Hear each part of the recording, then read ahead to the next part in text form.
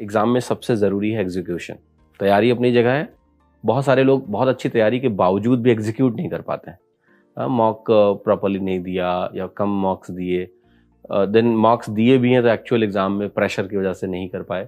थोड़ा execution part में जानना चाहता हूँ कि प्रीलिम्स के एग्ज़ाम के पहले आपने कितने मॉक टेस्ट प्री के दे रखे थे और किस तरह से प्रीलिम्स के मॉक की एनालिसिस करी थी, and what was your strategy कि कौन सा सेक्शन पहले कौन सा बाद में, क्या टाइम ड्यूरेशन आपको देना है हर सेक्शन को, उसके बारे में थोड़ा बताइए।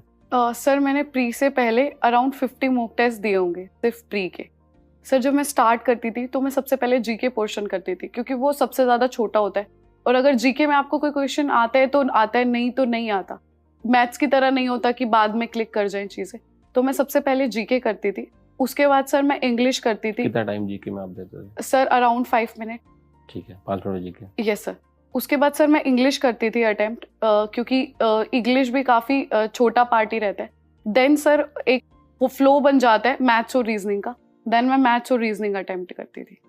कितना कितना टाइम आप देते थे? सर इंग्लिश में अराउंड 10 मिनट्स, देन रीजनिंग में 15 मिनट, देन मैथ्स में 20 मिनट्स। देन सर जो टाइम मिल जाता था तो जो चीज़ें फर्स्ट अटेम्प्ट में क्लिक नहीं होती थी वो मैं दोबारा करती थी। अच्छा, अब एक क्वेश्चन और है, जीएस में क्या होता है कि तुक्के के लगाते थे आप? मतलब कोई सवाल देखा आपने और 4 ऑप्शन है, 2 एलिमिनेट हो रहा है, 1 एलिमिनेट हो रहा है, तुक्के मार दिए?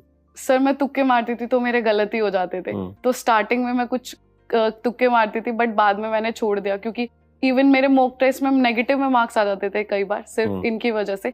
तो इसीलिए बाद में मैंने अपनी एक्यूरेसी पे ज्यादा ध्यान दिया जीएस में। यस कम से कम अटेम्प्ट करो। Yes sir. इंग्लिश में से कई बार होता है सिनोनिम में कंफ्यूजन हो गया, तो लगाते थे आप तुक्के? आई थिंक सर वो कहीं ना कहीं रिवीजन में कमी होती है, क्योंकि कई बार वर्ड्स हमें क्लिक कर जाते हैं बट हमें कंफ्यूज हो जाते हैं हम उनके मीनिंग्स में।